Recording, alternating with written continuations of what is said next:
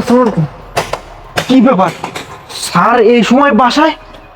এই সময় তো স্যারের বাসায় আসার কথা না। আমি কি করি? ও, ম্যাডামকে ফোন দিতে হবে। ম্যাডাম বলেছিল স্যার আসলে ফোন দিতে।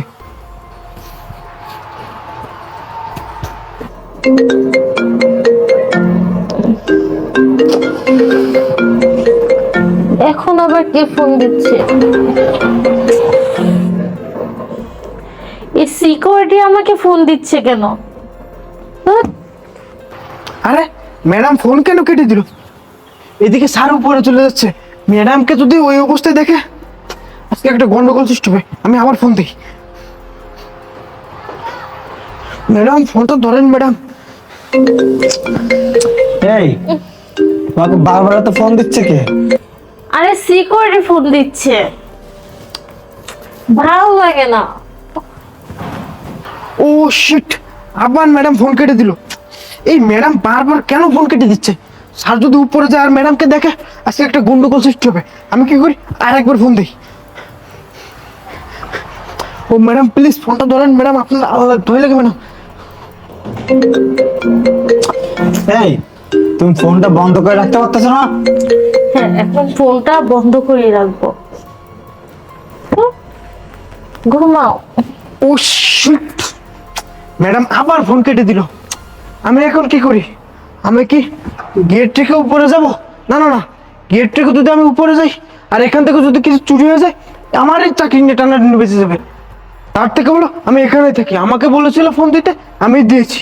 আমার কাজ আমি করি, পরে ওনারটা ওনারা বুঝে নিবে।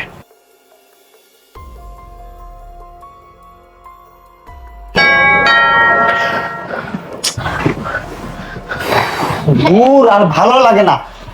এখন আবার কে কলিং বেল বাজাচ্ছে? জান শোনো, তুমি এখানে থাকো, আমি একটু দেখে আসছি। আচ্ছা যাও যাও।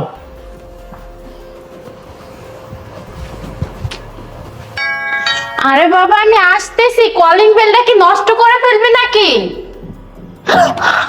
হায় আল্লাহ, এদিকে আমার হাজবেন্ড চলে আসলো। আমাকে না বলে আমি এখন কি করি? ওইদিকে তো সজীব আছে রুমে। আমি এক কাজ করি, আগে সজীবকে লুকাই, তারপর এদিকে ম্যানেজ করব। এই সজীব, এই আমার হাজবেন্ড চলে আসছে, তুমি তাড়াতাড়ি পালাও কোথাও। এই তুমি কি বলো, তোমার হাজবেন্ড এখন নাশক কি হবে? আরে চুপ করো, যা বলার পরে বলো, আগে লুকাও তুমি।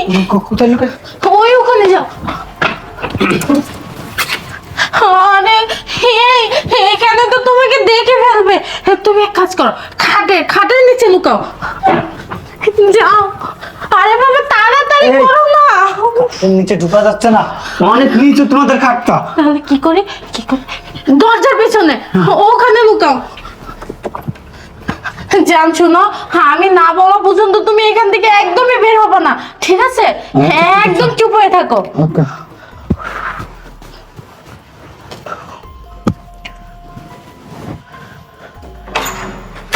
রূপা, আজব ব্যাপার, আমি সেই কখন থেকে কলিং বেল দিচ্ছি, তুমি দরজা কেন খুলতেছো না? আসলে আশরাফ, আমি না একটু ওয়াশরুমে গিয়েছিলাম, তাই হয়তো একটু লেট হয়েছে। ও আচ্ছা। আচ্ছা, তুমি এই অসময়ে যে বাসায়, কোনো সমস্যা হয়েছে? না, কোনো সমস্যা না। হয়েছে কি, আমি কালকে তোমাকে একটা ফাইল দিছিলাম, মনে আছে? ওই ফাইলটা আজকে অফিসে নিয়ে যায়নি, তাই ওইটা নেওয়ার জন্য আবার আসলাম। ও আচ্ছা, তুমি এখানে দাঁড়াও, আমি ফাইল নিয়ে আসছি। আচ্ছা ঠিক আছে, যাও আচ্ছা। তাড়াতাড়ি করো। আরে জান, টেনশন করো না, ভয়ের কোনো কারণ নাই। আমার হাজবেন্ড না অফিসের ফাইলটা রেখে গেছে, সেটাই নিতে আসছে। আমি আমার হাজবেন্ডকে অফিসের ফাইলটা দিয়ে বিদায় করি, তারপর তোমাকে এখান থেকে বের করব, ঠিক আছে? আচ্ছা ঠিক আছে, যাও। আচ্ছা।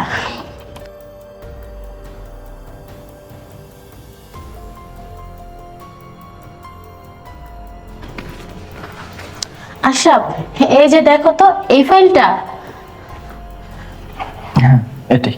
আচ্ছা ঠিক আছে, আমি তাহলে আমার অফিসে যাচ্ছি, ঠিক আছে? নিজের খেয়াল রেখো। আচ্ছা, তুমিও সাবধানে যেও। আচ্ছা, আর রাতে গরুর মাংসটা রান্না করো। আচ্ছা। আচ্ছা, না দরজা বন্ধ করো।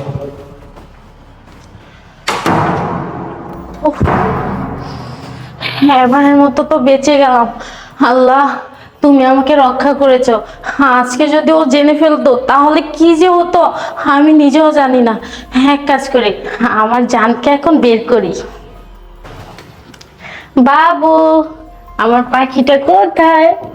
কোনো ভয়ের কারণে আমার হাজবেন্ড তো চলে গেছে। যাক ভালো হয়েছে, আপদ বিদায় হয়েছে। আমি না পুরো ঘাবড়ে গেছিলাম। ওরে আমার লক্ষ্মীটা রে। আচ্ছা চলো আমরা কথা বলি। কি ব্যাপার, হঠাৎ মাথাটা এভাবে ব্যথা শুরু করলো কেন? মাই গড, প্রচন্ড ব্যথা হচ্ছে, চারিদিকে ঘুরতেছে আমার।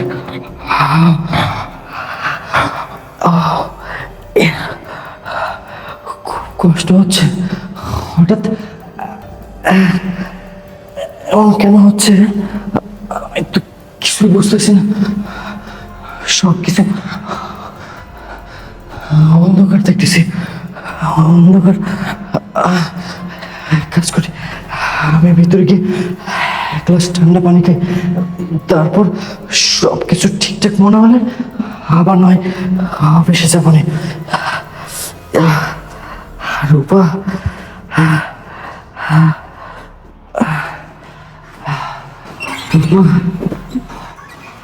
রূপা, ও মাই গড, খুব কষ্ট হচ্ছে। রূপা, হে রূপা, রূপা,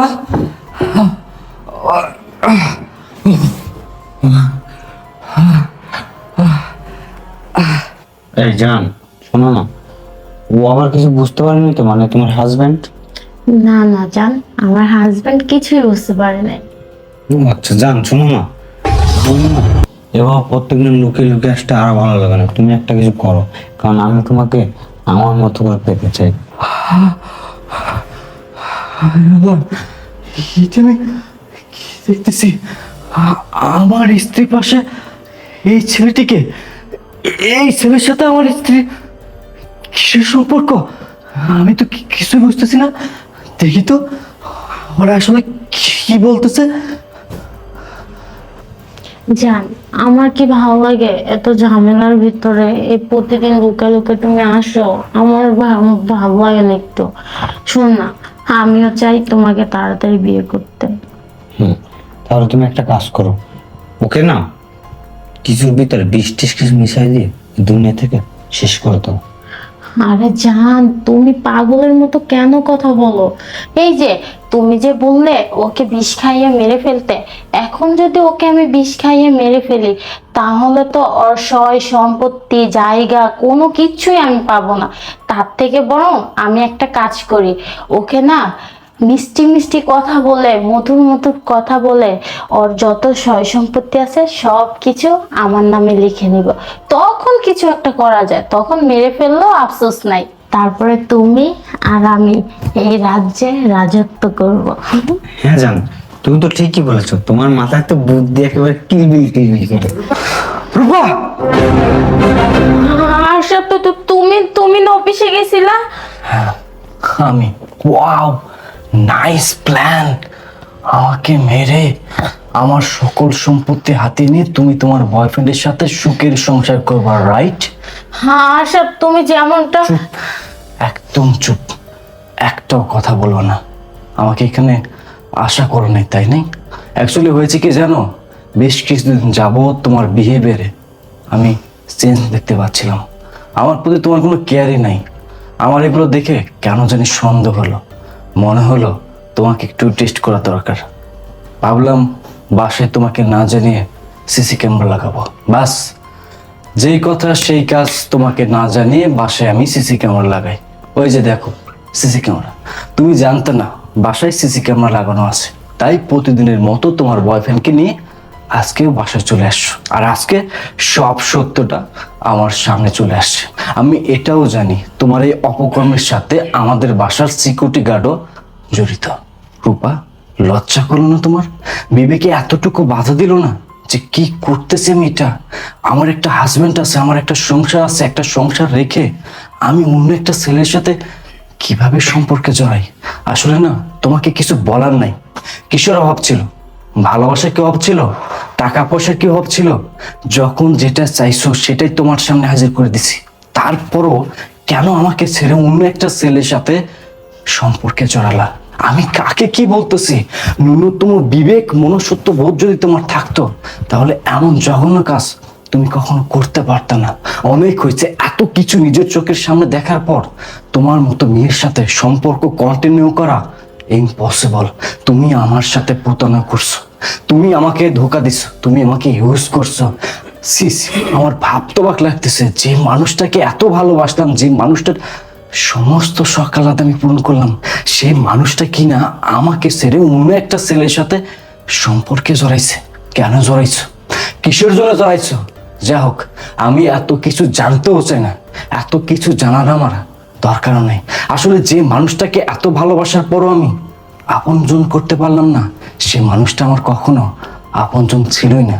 ঠিক আছে, তুমি যেহেতু এই ছেলেকে ভালোবাসো, একে সাথেই থাকতে চাচ্ছ, আমিও আজকের পর থেকে তোমাদের একসাথে থাকার ব্যবস্থা করতেছি। রূপা, তোমরা যা করছো আমি চাইলে তোমাদেরকে পুলিশে দিতে পারতাম, কিন্তু আমি পুলিশে দিব না। কারণ আমার একটা রেপুটেশন আছে, ফ্যামিলি রেপুটেশন আছে। অনেক কথা বলে ফেলেছি, আমি আর তোমার সাথে কথা বাড়াতে চাই না। যাও, এখনই তোমার বয়ফ্রেন্ডকে নিয়ে আমার বাসা থেকে বের হও, আর ফার্দার আমার সাথে যোগাযোগ করার চেষ্টা করবে না। যাও, বের হও বলতেছি, বের হও। কি হলো, কথা কানে যায় নাই? আমি তোমাকে বেরোতে বলি নাই? যাও, বের হও। আশরাফ, আশরাফ, তুমি আমাকে মাফ করে দাও। আমি অনেক বড় ভুল করেছি। আমি এরকম Shut ভুল up. কেন? Just set up. কোনো কথা বলবো না। ভুল? কিসের ভুল? তুমি কোনো ভুল করো নাই, তুমি অন্যায় করছো। তুমি আমার সাথে প্রতারণা করছো, যা অনেক বড় অন্যায়। এই অন্যায় কখনো ক্ষমা হতে পারে না।